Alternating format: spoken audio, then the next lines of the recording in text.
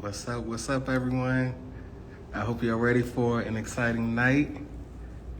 The Black SPs are in the building. We're gonna get everyone set up. Listen, we're gonna have some legends in the building. Charles, we're gonna get you in. What's up, Charles? All right, we're here now. We're getting everybody ready. Listen, get your popcorn ready. The Black SPs are in the building.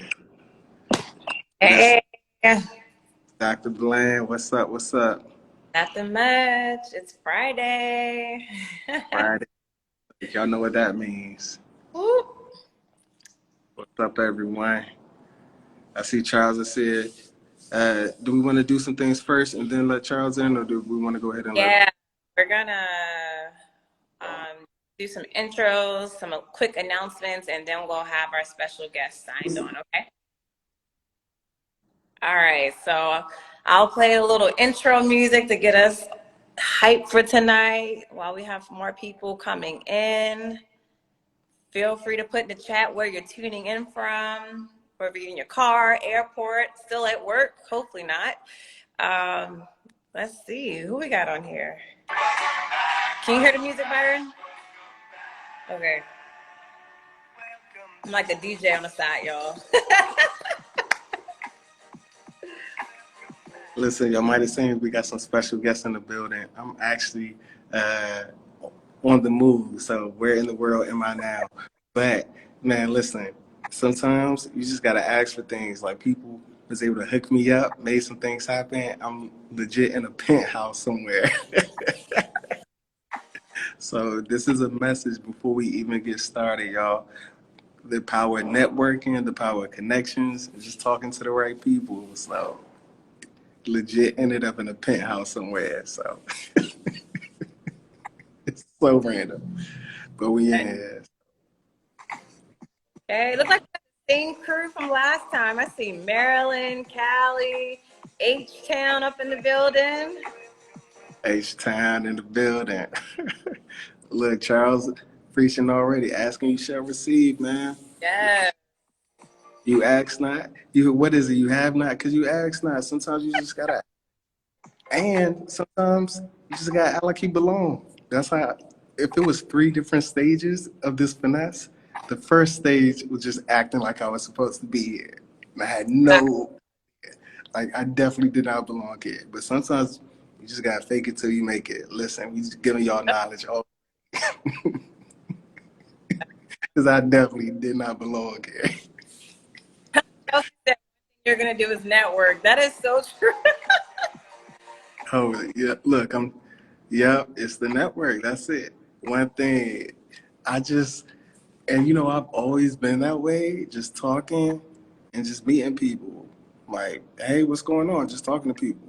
Like, I needed some paper, and there was a guy walking, and I just said, hey, you have a pen? And we just started talking about random stuff, true stuff, y'all. Oh, Byron. Yes, Erica, closed mouths don't get fed. This is so funny. That's the motto right there. Listen, we're giving so many gems already. So, Right. then look, Charles says, see it before you see it, and you'll see it. Listen, man, we gotta go ahead and let the legends in the building, man. Listen, if y'all aren't ready, this is going to be a very meaningful conversation. We got some very knowledgeable people that's just gonna be dropping gems, dropping knowledge, y'all. So I hope y'all ready. Hope y'all got your popcorn ready, because we about to get y'all a show tonight. Yes, and thank y'all for tuning in. I know it's been probably about a month. Within a month, people have returned to work. And so as you saw on the flyer, it's like new school year, back to school edition. So we are happy y'all are tuning in. It's going to be a good night. I am so, so excited. Byron, I don't know about you, but I'm so excited. And we've had people submit some really good questions that we're going to talk about and have conversations. And if you aren't following us on social media, Twitter, Facebook, Instagram, or subscribe to our website, make sure you do that today. Tell a friend, tell another friend, and tell another friend. And also follow, because we do have some exciting news. I know I feel like every month we're like, we got some good news, but we really do have some good news coming like really soon. So please stay in the loop for that. So. Absolutely. And I'm not gonna give nothing away today, especially not when I end on this call. I'm muting myself when I don't need to talk, and I am playing my role tonight, y'all. We'll see, Byron. We'll see. So, Yeah, yeah. all right. Hey, look, Tierra, we got Krista in the building, and Krista talking about your skin glowing. Look, you out here shining on this Black School Site night. It's been a good week, y'all. Yes. So, Byron, you want to go ahead and introduce our special guest for tonight? Oh my goodness, y'all. Listen, so we have two very special guests in the building, Dr. Erica Wood and Dr. Charles, excuse me, the Dr. Charles Barrett. And I'm excited to have these two legends in the field. They have really paved the way for people like me, for people like Tierra, and so many up and coming school psychologists, for people who are entering into the field. And so, what we wanted to do tonight is to bring these two just extremely knowledgeable, extremely talented individuals into this space so that we could just pick their brains and really just sit at the feet of our I don't want to call them elders, but those who have wisdom in this field. And I think this is one of the important things about this network. Like, we have to be able to learn from one another and also share our stories, because people have been there before us. People have done work before us. Like, the things that I'm doing, people have talked about it. People have been saying it way before me. And this is the power of the network. Like, we have to keep these things going. And one thing I'll say about Dr. Wood is just her knowledge is out of this world. Like, if you've never ran into Dr. Wood at a conference or at a Maryland Association or just through conversation, like, she will drop knowledge on you and give you a history lesson on it. And then what can I say about Charles, man? Y'all know it's always about the children. Yeah, are y'all getting the messages Always. that he's dropping? You know what I'm saying? So listen, let me cool out, because I could just go on and on and on about these two legends in our space. But Tierra, let's just go ahead and bring them on. All right. So, where's Charles and Erica? Your requests to join.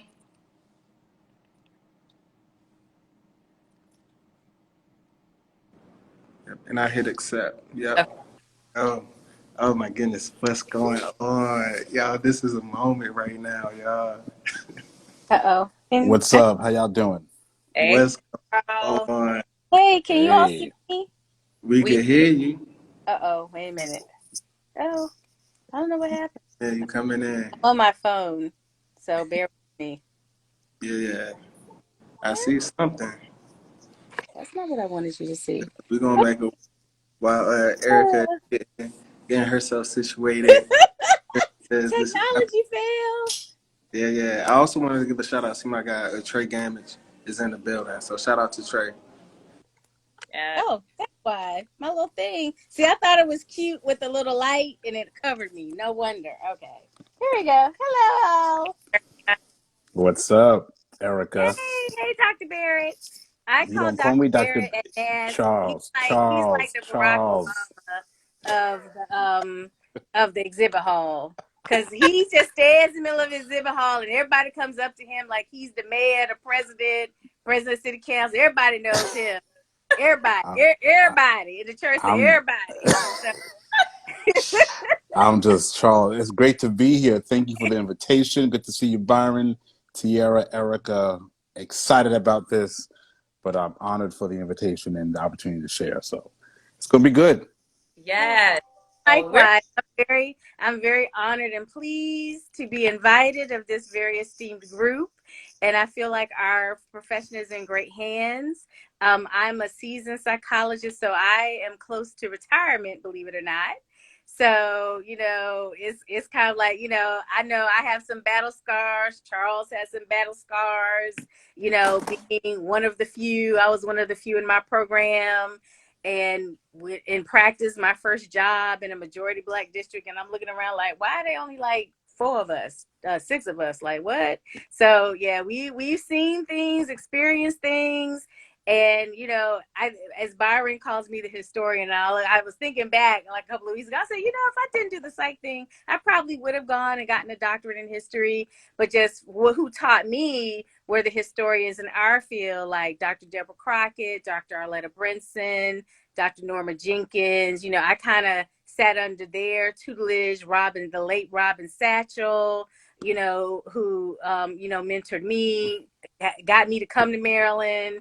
And so there are some greats that have some that are still with us, our elders that are still with us, and those that have moved on. And I always look at Sankofa because those are the ones that kept me in the field when I thought maybe this isn't for me. So I always honor the ones that have gone before us because their goal was to make the field more inclusive for us and to carry it on, really with the goal of to work in the benefit of our children and families, all of us, but especially our children and families of color.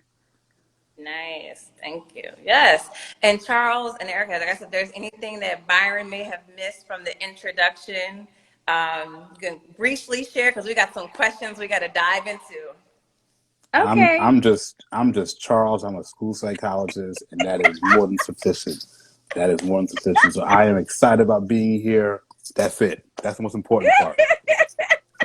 Where are you located, Charles? Not everybody knows. Oh, I'm sorry. So yeah, I work in Northern Virginia, suburban DC, in a county, Loudoun County Public Schools. That's where I've been for the last 15 years.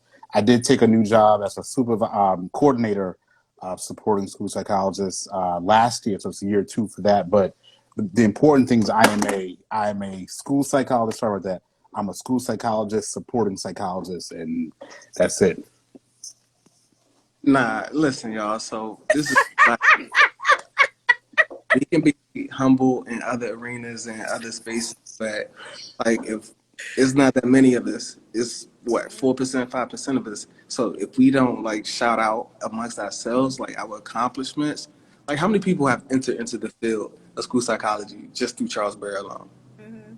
How many know that Charles Berry, were you the first African American male to win Virginia's School Psych of the Year? Erica, that is possible. I honestly don't know. It probably is. I'm gonna find out. Don't worry. Yeah, that's the historian. But the point that I'm trying to make, like, I get being humble, and there's a time to be humble. But man, you be humble. But I'm gonna brag on you. Listen, real quick, because it's not about me. It's about y'all right now. But the first nest that I went to, I met Charles, and I'm like, yo, like this is the man. And just the wisdom that was shared, the relationships that were shared. Literally this week, I'm reaching out, having conversations just because of the knowledge, because of what he's done to the field. I don't want to say single-handedly because Charles, and you say involved. NASP Exposure Project, and it's Come all on, about the children and come on. the CAB aspirations. Come on, Publish. brother. Like, really? Listen, the daily messages, the daily bread, feeding our souls. Okay. That goes. That goes Like for I'm all of saying. us. That goes for all of us on this call. We have to uplift, amplify all of us. We got Carlita, who's part of our team, who's going to be the first Black female president of NAYASP. We got only the second, Dr. Celeste Malone. Like, we have to amplify us and shout out the work that we're doing and support one another in these spaces. So, I'm a fall back, but I'm excited Dr. to have. Sarah's gonna go international because I saw somebody say they want the Exposure Project in Canada. See? Yes, ma'am. Let's do it. Let's do it. Yeah. Yeah, you ready to get into this conversation? Yeah. So I'll brag about myself. So I was the first school psych of color, Black school psych, to win the School Psych of the Year award for Maryland. So I won that in 2015. And I'll be the president. I'm president-elect of the Maryland School Psych Association. So I think I'm number 5 or 6 of color. So I will be president starting 2023. And again, when you go to NASA, you say Charles, everybody knows who you're talking about. Like he's like Beyonce. You don't even have to say his last name. It's like, You guys are kind. I appreciate that. Congrats to you, Erica. Thank you. Major congratulations. Yes. That is huge. Yeah, and Charles and Erica are both adjunct professors Dr. Wood is at Bowie State University. And Charles, where are you again? I'm at a few places. I'm at George Mason. I'm at Millersville. I'm at Howard sometimes. I'm at Nova. I just started, which is I'm very excited about. Just started teaching at Gallaudet in Oh, DC, and it has been. I did a workshop there a couple years ago, and such a cool vibe. I don't sign. I'm not a part of the deaf community, but it is such an exciting energy there. So I'm looking forward to this semester teaching an assessment course with some students at Gallaudet. So it's mhm. great. And I Nice. have a colleague who is a 3-time graduate of Gallaudet, a Black woman, Dr. Erica, Mm-hmm. and she's teaching at Bowie, but she mentors a lot of our students that come from Gallaudet. And I am Mm-hmm. been a school psychologist. I'm in year 20. Baltimore County Public Schools, which hugs the city of Baltimore. We're two different jurisdictions, but some of the same issues. In a school system of 115,000 students, there are about 93 of us that are school psychologists. And I have one school, a high school, but my high school has 1,400 kids.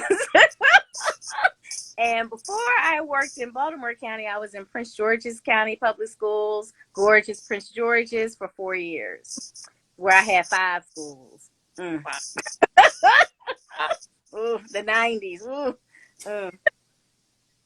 So, all right. So we're going to go ahead and get into these questions. Feel free to, if you have a question, there is like a question box in the lower right-hand corner, and we will get to those. We also have our amazing team, Aileen, Krista, and I don't know if Carlita's in the chat, but she may be there. So they will be also responding as well. So first question, we're coming in real hot with the first one.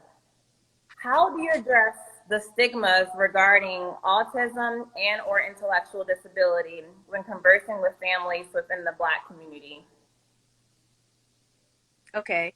I'll take this one because autism happens to be my specialty area.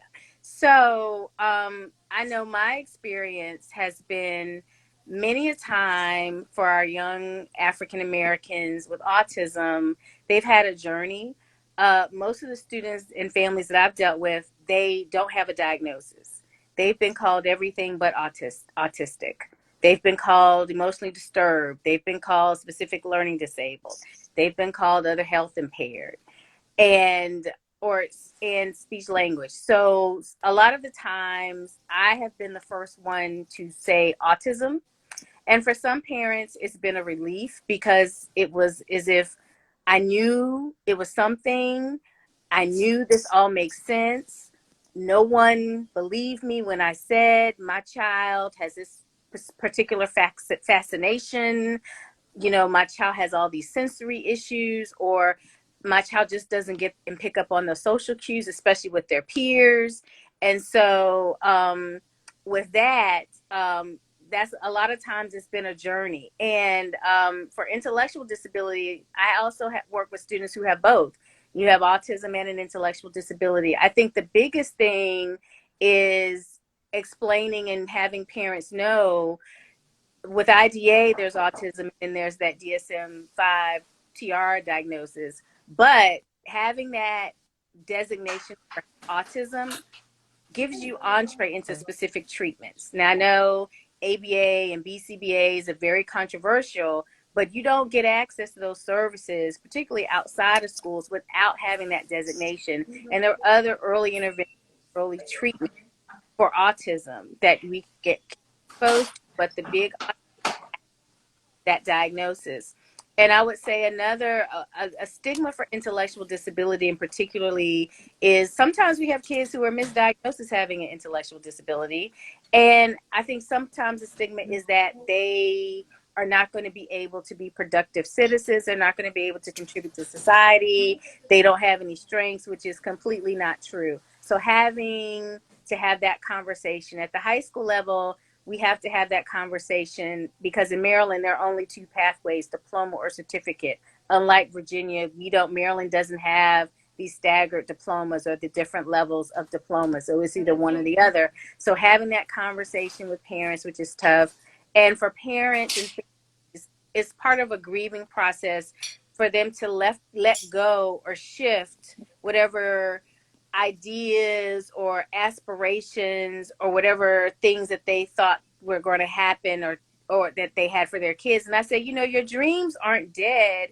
Your aspirations aren't dead. They've just changed. They've just changed. And so having to work with families and parents about that shift. And I've some really good resources that particularly speak to Blacks, being Black and autistic, because I also talk about intersectionality is Autism in Black, and is actually run by, first she was a parent, and she's still a parent of two students who are autistic, and she is recently diagnosed autistic.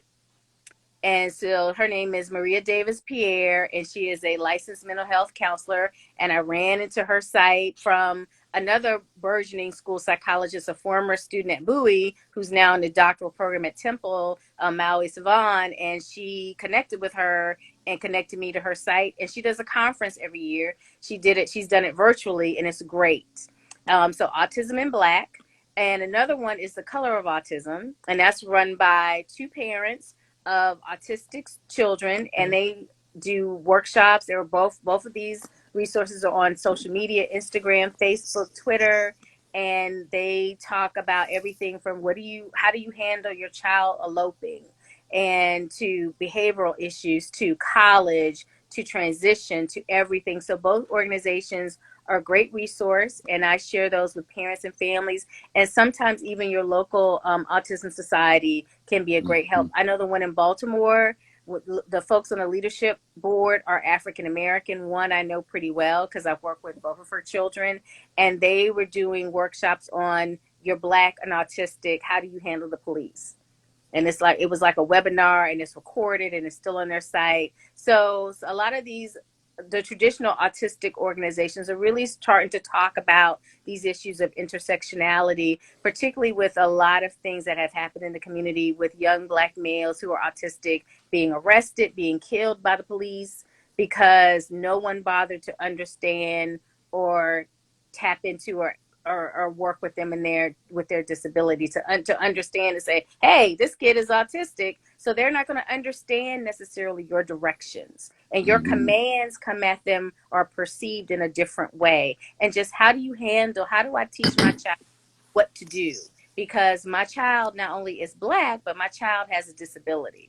So those are what I call those real life courageous conversations that I've had to have with parents, both parents with kids with autism or without a disability, having to have those courageous conversations. So those are just some of the things that I've worked with, that I've used and tried to support my families and our students who have autism, those who have autism with the intellectual disability and without, and to know that if you have an intellectual disability, that does not mean that you cannot be a contributing member of society and you can't be as independent as you possibly can to be out in the world. So many value bombs dropped there. Thank you so much. And we also see Aileen drop some of the resources that you mentioned inside of the chat. So much knowledge there. Charles, I'm interested in your perspective. We have a question that came through. I'm really wanting to look at some of the experiences from the pre-K through 2, some of the early childhood experiences. And so just from your perspective, I know that's a super broad question, but if you could just share some of your experiences working in that early childhood range, whatever is on your mind, whatever you want to share with the people, the floor is yours. Sure. So I'll just kind of build off of what Erica shared as some great foundation. I think a broad concept in education that certainly applies to school psychology, even in this era of being more cognizant, more intentional about social justice. There are two words that come to mind. That's access and opportunity. And when I think about those two words, we can't talk about social justice. We can't talk about getting to equitable outcomes and systems without talking about access and opportunity. What I mean by that in this case, be it the question about autism and ID and how Black families, understand that or accept that, how do we destigmatize those conditions, even this early childhood question. I think about the slogan or the phrase, knowledge is power. But before that, access to information is key. So how do we give families, how do we give parents access to information? Because I believe fundamentally that all families, all parents want what is best for their children. However, they don't often understand what the system is.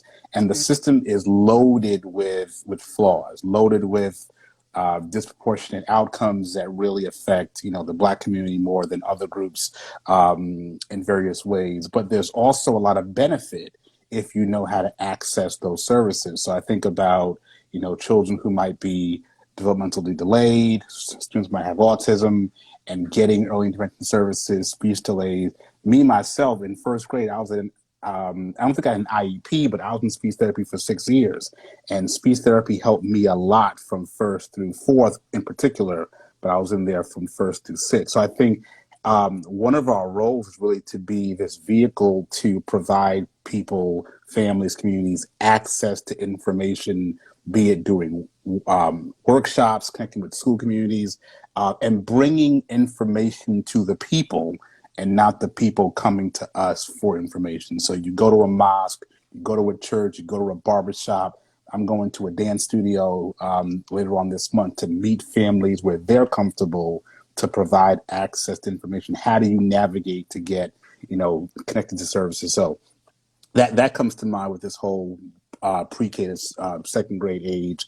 Even now in COVID, I'm seeing that a lot of students would have benefited from early intervention, but didn't know how to access it. They were not in daycare. They were not going to preschool, maybe not going to the doctor as much. So just didn't know, or no one saw them and saw that some of their behaviors could have been atypical and would have benefited from some support. So how do we, again, serve as a vehicle, a conduit, a resource to go to families to provide information or access information so that they can be their child's most informed advocates?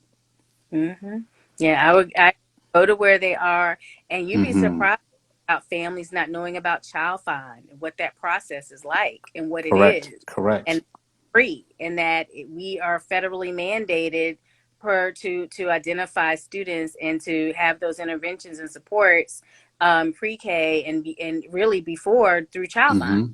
Yeah. and that Yeah. you can access that through your local school system. So, and then I think, Byron and Tierra, who are a part of the Divine Nine, you've talked about, using your social networks. I know I've been asked to be on a panel for different organizations. I think there was one panel we talked about the after effects of gun violence. So, I think just being out in the community. I mean, I have talked to parents in the grocery store because I actually live where I work. I live in the community that I work in. I mean, I had my neighbors, one of my neighbors, she's like, I know you work in the schools. Let me ask you some questions. Does this look right? One of my colleagues, she lived in a community where she's not the school psychologist, but the school is across the street. And I mean, she had one of her neighbors bringing her child's IEP for her to review. So, I was like, I'll come over and run down and give you some notes. And it's just, we are I think our culture is very communal anyway. So to tap into those, your churches, our places of worship, and it helps to further destigmatize things, destigmatizing mental health and destigmatizing disability, and Mm-hmm.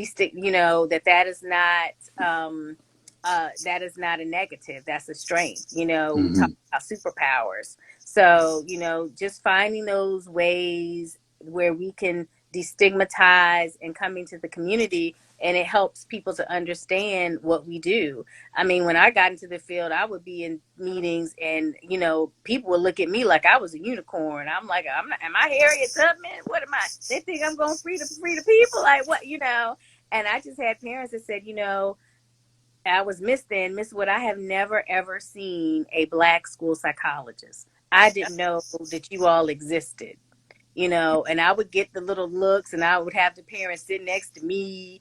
And, sometimes I was the only person of color, the only Black person at the team. Sometimes I wasn't, but, I would always we're so glad you're here, from not only parents, but sometimes staff, because I was working in a system where, they historically they were going through some changes of their demographics changing, and also staff changing, to this day. And some systems, it's not uncommon, unfortunately, to walk into a school and not to see any teachers of color. The only people you see of color would be the custodial staff or the secretaries. So it's still today in 2022. So Yeah. And I think with both of you guys' responses, like you just touched on, like how we as psychs can have that collaboration. I feel like that's a missing gem of our role that some people don't even deal with. And I'm like, how do you not connect with your families? Like, how do you not connect the school with resources? Like, I'm so glad that you guys just dropped that knowledge about that, because I think everyone who's tuning in just like probably wrote down some notes of how they can collaborate better with their families. So thank you. We are, it's 4:30, well, it's 4:30 in Cali, but I'm like, we are moving. Time is flying. So actually going to combine two questions, Byron, if that's okay, because I want to make sure we can get through these questions because they're so good. So we all know the school year just started and people are wanting to know, like, how can they build rapport with teachers and staff? And also, what can school psychs do during that first week of school? I'm going to say, go ahead, Erica. I'm going to borrow a phrase from Dr. McClure. Get out of your office and get in the school psych streets. I walk the halls. I'm in the cafeteria. I'm everywhere. I have kids that I don't know, but it's like the kids are like, okay, I've seen you. Nah, okay, I know who you are. And then I have kids, they think I'm the dewdrop in. They're knocking on my door. They say, oh, I see their door is closed. You weren't here. And then I think a good way is to really get to know your administration. And that first week when teachers come back, when they have the first faculty meeting, and if you're new, get in there and introduce yourself. Stand up and introduce yourself. Say, hey, I'm Dr. So-and-so. I'm Mrs. So-and-so, and I'm your school psychologist. And tell them the days you're in the building. Because once you start telling the days, it's like a calendar. Oh, it must be, if you here, it's Tuesday. Or if you here, it's Thursday. Yep. And just get to know the people, get to know the staff, get to know the kids, get to know everybody. Just know the front office secretary. They can be your best friend, and the custodians can be your best friend. When you stay late, they'll check up on you. Why are you still here? And you get to know people, and you become.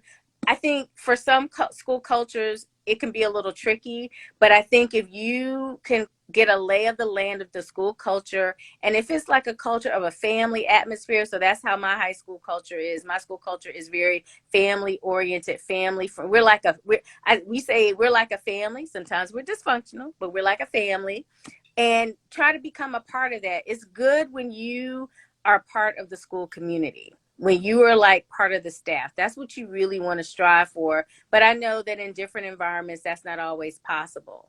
But, I say that's one of the biggest things the first week. It's just, I pop into classrooms. It could be a teacher. I don't have to know you, but I'll just pop in, and just some of the first day things that they're talking about, it's just really fascinating. It's just really, and how their expectations they have for their class, the expectations for their room. I know one of my favorite teachers, we would kind of come to blows because he was a Giants fan. He's a Giants fan. I'm a Commanders fan. That's a terrible name. I hate it. And the kids were like, look at us like ping pong, like, oh. And he was just this great teacher talking about connections. This is the type of teacher, a white man, and his students were predominantly of color. He would go, kids that played sports like football, soccer, he would go to their games. And, I would have parents that said, my kid found out they have Mr. So-and-so for fourth grade, and they're screaming, and I'm thinking something's wrong, and they're acting like they won the lottery. Because he has those kind of connections. Somebody's in the play, somebody's doing stuff. He's going to the play. Because he was about, I want to know what's going on in your life. I want to know who you are. And, that was a lesson for me to say, okay, this is how I can get more involved and engaged. And, he had students fighting to get into his class in fourth grade. It's like, who does that in the elementary school? So that being engaged, getting to know those teachers, and getting to know even the teachers that are struggling, that are tired, that are dealing with whatever, to be a support for them as well. Yep. Yeah. Sierra, we had a question come through, so I'm going to let this be my next question. And look, y'all, we about to be fancy. Boom. Y'all see that? Y'all should be able to see it on your screen. Oh, We're wow. See, definitely, I didn't know. all right. Yeah, we fancy. Listen, VSPN, we next level. Um, the first year school site, and it being the start of the school year, what are some tips and words of encouragement you can share? And I think we got the right people to get some words of encouragement on this call. I'm going to steal Charles's title of his book. Just always remember, and this has kept me, it's always about the children. At the end of the day, it is always about the children. And another one, a day is wasted without direct contact with children. A day is wasted. See, that's why you need to copyright that, Dr. Barrett. You are kind. I thank you for that. I would say that, um, you know, chapter 2 of It's Always About the Children, I wanted to talk about this very, very quickly, is really the heart of that book. There's a lot in there for, early career, school psychs. And I want you, Rachel, is it Rachel? DM me if you don't have the book yet. I'm going to send you a signed. I'm sorry, respectfully, Char. I'm not sure if I'm saying that right, but DM me and I'm going to send you a signed copy of one of my books. But words of encouragement would be, you know more than you think you know. Mm-hmm. You have a job, you got your degree, you earned the job, you earned your spot. The job really is relationship. It Mm-hmm. really is about relational currency with people, that they have to trust you to Mm-hmm. really talk about their students or their children. So your skill set is not in question. Your commitment to the school and the children is what we all have to demonstrate. My way of doing that was bus duty. You have to find a place where you can get in front of people, in front of staff, in front of kids, in front of families, again, going to where they are. And that's how you earn currency in the school.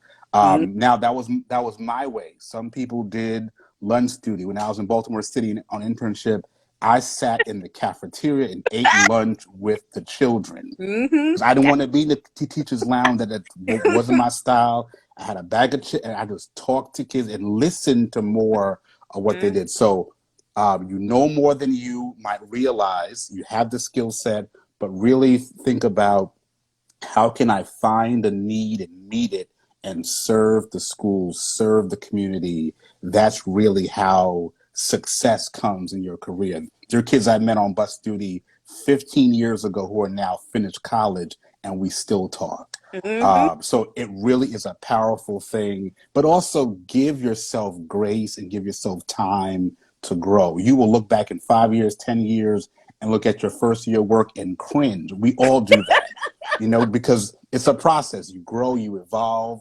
So just give yourself time to learn the job. All the skills you learned in grad school, on internship, those are just, technical things, but you learn the job by doing the job. So you'll get there. Time in the game just makes it, much easier starts to come. But give yourself grace. You know more than you might realize, but really find a place to serve students, serve people. That really is the foundation of what school psychology is. I got to shout out my good friend from childhood. Susie, is that you? You're not even a school psychologist, but thanks for joining in. I see you in here. I appreciate that. Oh, Good to see you. nice. Yeah. Those And were I some, would, yeah. yeah, I would echo that. I would say one of the best pieces of advice I got when I was on internship, my internship supervisor, Dr. Norma Jenkins, said, Erica, this is a people business. This is a people business.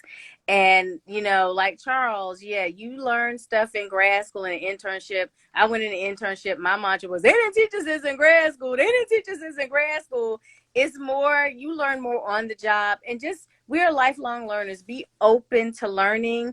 And another thing is find a mentor. Find a mentor.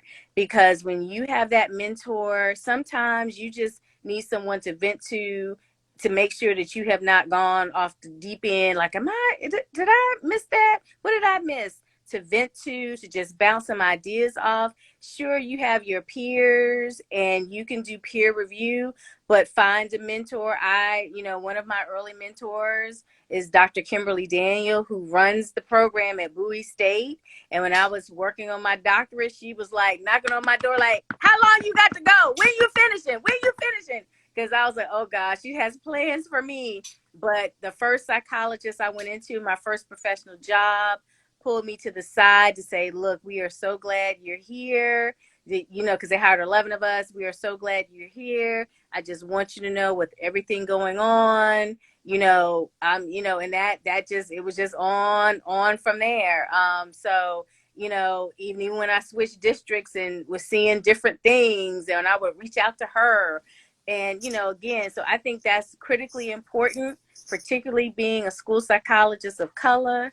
Not too many of us are in these school psych streets, and it doesn't necessarily have to be someone of color. One of my other mentors is Dr. Margaret Kidder, because I learned from her about systems. She's a systems person. I didn't have that training. I didn't kind of understand systems. So being able to understand how systems work and how they can be, they can open gates for you, or they can put up barriers and be hurdles for you, and just understanding systems. So find a mentor. Yes, and I will add some few more tips, because it is back to school, and I know people are trying to figure out ways to make themselves more visible. Some really good things that I did when I was in the schools, especially if you're if you're like an early career or starting new schools, I used to make a letter and print it out and put it in teacher's mailbox so everyone knew who I was, especially because I was split between multiple schools.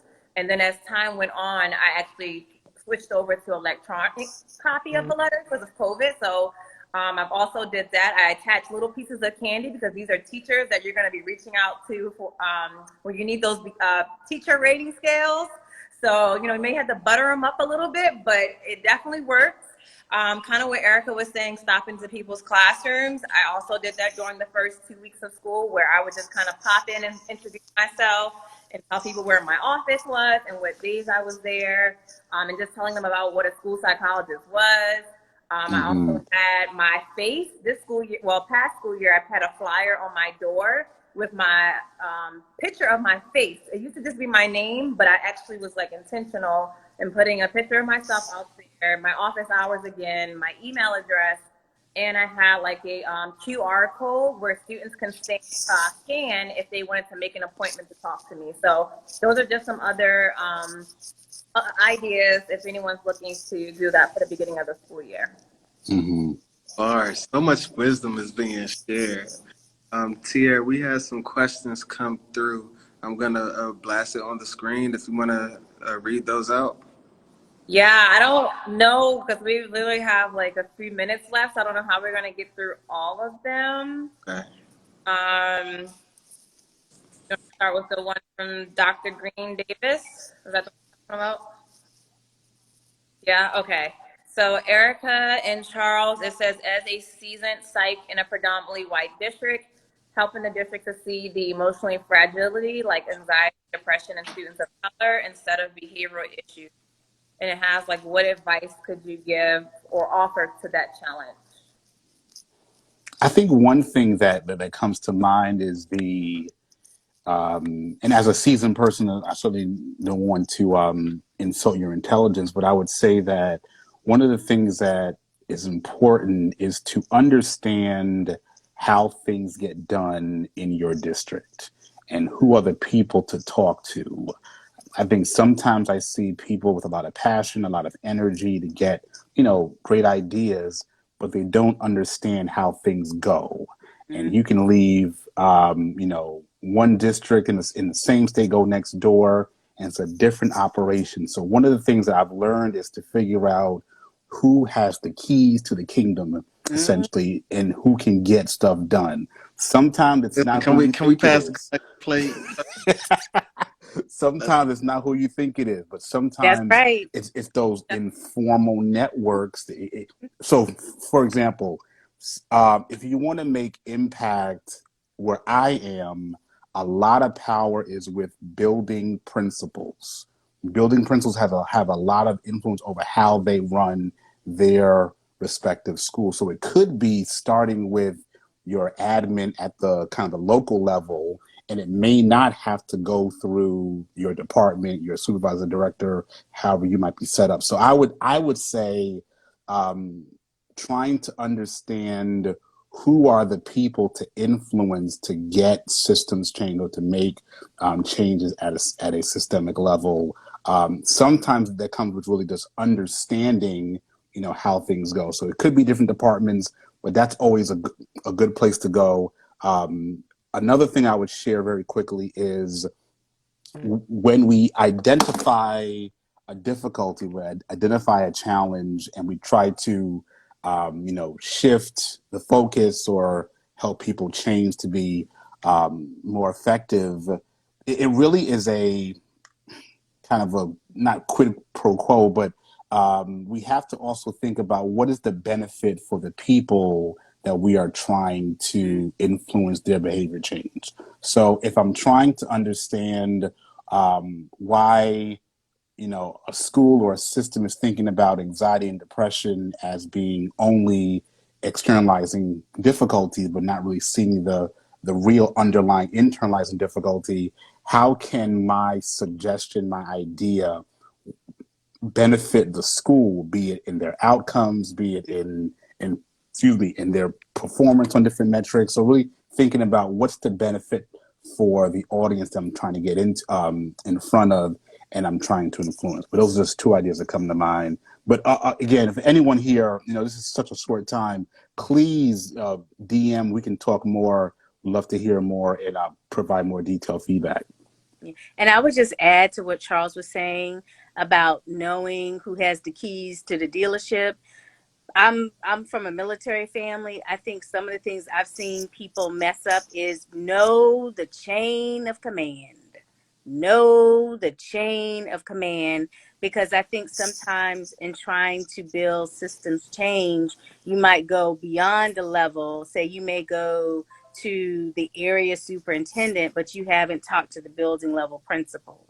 And I think that's the critical error, because I think you also should have a relationship or develop a relationship with your building principal, because their data, your building data, is looked at across the district.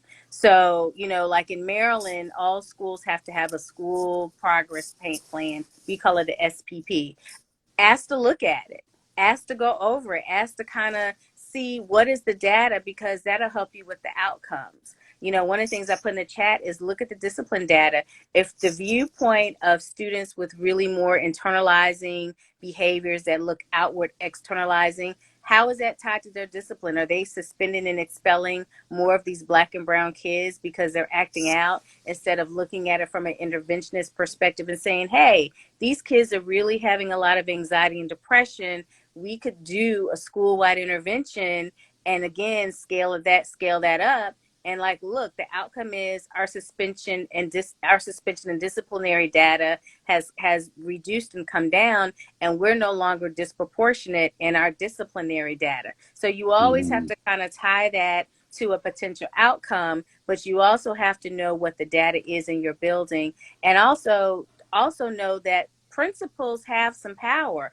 Principals have those social connections. Principals know some things. So, I think it's important that you try to find a way in, even though it's difficult, to say, hey, and let's kind of look at some things from a different lens. And especially looking at it from a lens where, like someone's put in a chat about civil rights violations, that's OCR. Do you want to continue to increase your OCR complaints and be monitored by the states, by your state education agency, or do you want to reduce that down and start to have that internal look at your data and have? And again, we talk about, as school psychologists, data driving decision making. This is a time to get into that data to drive that decision making, and again, tie that to some outcomes. You want the NAACP to stop breathing down your neck? You want the OCR complaints to go down?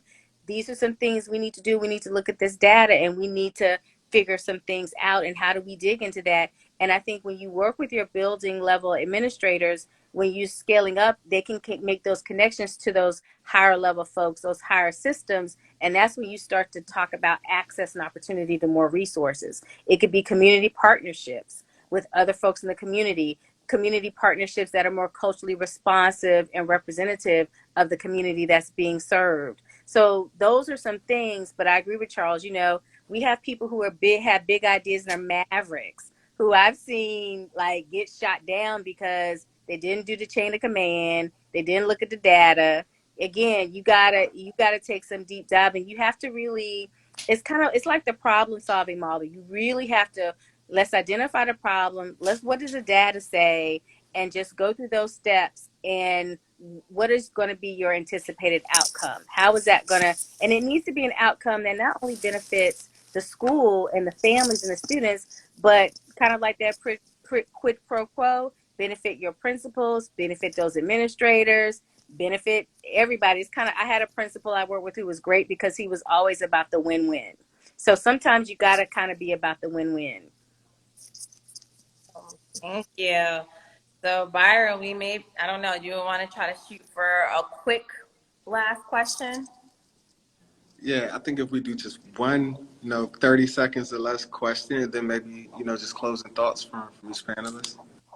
Yes, and if you submitted a question here on Instagram tonight, or you submitted a question that we didn't answer, please email us at info@bspninc.com, and we will make sure we can answer those questions for you, or even address those in our next our October IG Live, because we do want to make sure we answer everybody's questions that are submitted.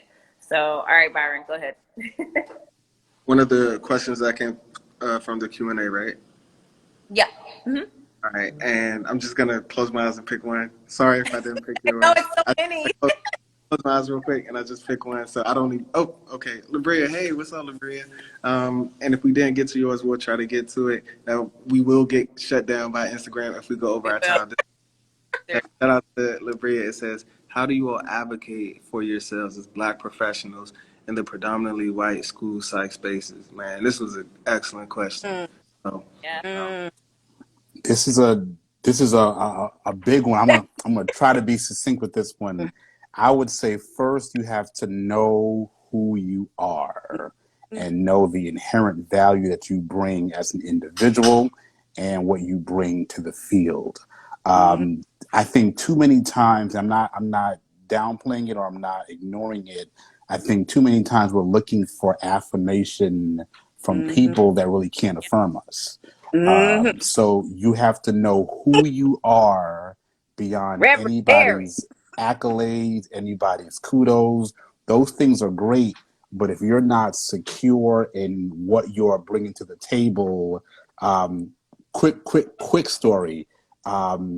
Everyone knows that I just go by Charles because that's just who I am. I bring value to Doctor. Doctor does not bring value to Charles. So with or without the title, I am who I am, and I know that I add value to the spaces that I'm in. So the ultimate consumer in a business model is the client, and our client is the kid. If the kid is being served, then I'm adding value to wherever I'm going, and all the other noise really goes away. Not instantly, but as I say, if we keep the focus on kids, and am I adding value to my students, to my families? If they're happy, if the school is happy, I've done my job. I'm not looking for, kudos and accolades from other psychologists. That might not be, that's just not important. That's cool. That's great to have colleagues. But I know that my value is by making deposits and sowing into the lives of young people, their families and schools. And that's where my focus is. But really, know who you are, what your purpose is while you're in this field, beyond school psych, beyond the testing. What are you trying to communicate? For me, it's hope and wholeness. If I'm doing that, I'm doing my job, and I feel affirmed and secure in my effectiveness. I'm going to stop there because there's a whole lot more I can say. But even Bria, email me too. Yeah, DM and I would me. I would agree with that, but I also know here's a historian that I should have been. We stand on the shoulders of greatness. We stand on the shoulders of people like Dr. Asa Hilliard. And yes, the title doesn't affirm me, but I affirm the title. And I always say, put some respect on my name. We stand on the shoulders of people like, Joseph White. We stand on the shoulders of people like Wade Boykin. We stand on the shoulders of people like, Curtis Banks, people who aren't school psychologists, but have contributed to Black psychology, to Francis Sumner, to, a whole host of folks. So we stand on the shoulders of folks who went through a whole lot to do what they do. Yes, if you're serving children, you're serving, but I would also say, to be your authentic self. Be your authentic self. Think about and always reflect on, why did you pick school psych? I sometimes say I pick school psych, and sometimes school psych pick me.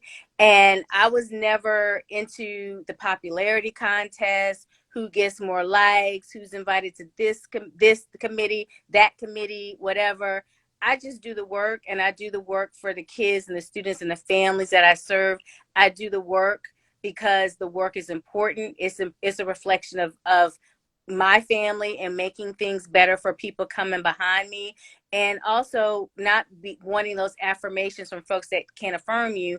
Also connect. We've got other organizations that affirm us, like the Association of Black Psychologists, like this association, the Black School Psych Network. We have organizations that affirm us. And I think sometimes seeking affirmation from those that can't affirm us is also a reflection of white supremacy in action. That's white supremacy on fleek. Why do we want affirmations? It's like Dr. Hilliard would always say, we're always trying to get affirmation from the oppressor. You're not going to get liberation from the oppressor. I know And that. that's Dr. Lynn, and that's a quote, right. because my professor at Georgia State. And I always call out the folks who have come before me, because I never want their names and their work to be lost, because as Sankofa said, they turned around to bring us forward. So, and our duty is to turn around and bring the next generation forward, because, Dr. Barrett, his exposure project, NASP had a culturally and linguistically diverse project. It was okay, but Charles took that and expanded that, because I presented that CLD project. They didn't talk about HBCUs. They didn't really collect data. They weren't doing the things that the exposure project is doing. And I think our duty is to give him that honor and to give him that credit.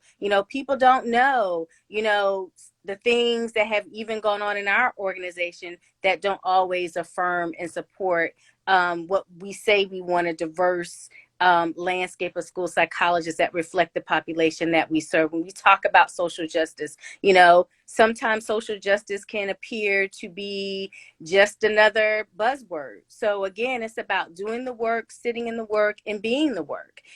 Being your authentic self. I'm like, if they don't like it, oh what? This is not Miss America. I'm not running for anything. As long as I'm serving the students and their families to the best of my ability, and opening the door for them to explore the options of possibilities, to give them a light into a future that they didn't think that they would have. I've done my job. I've done the job that I know that I was put on That's this the earth. job. That's the Yeah. job right there, Dr. Wood. We are about to, Instagram is cutting the Yeah. lights. Shut down, y'all. They cutting the lights out. Yes. Dr. Lynn, I'll let you take us home. Yes. So Charles and Erica, thank you so, so much for being our special guest for tonight. We appreciate you. We appreciate the gems you drop. I know everyone probably I've already seen the comments coming in. People enjoyed tonight's topic. Please, again, if you haven't followed us on Instagram, Twitter, Facebook, please follow us, share with a friend. We will be having monthly IG lives on different topics. And we will be having some exciting news really coming soon this month. So please, please, please be on the lookout for that. And that is all. So stay tuned. Y'all have a good weekend and be safe out. Take care, everyone. Bye. Bye. Take care. Good night.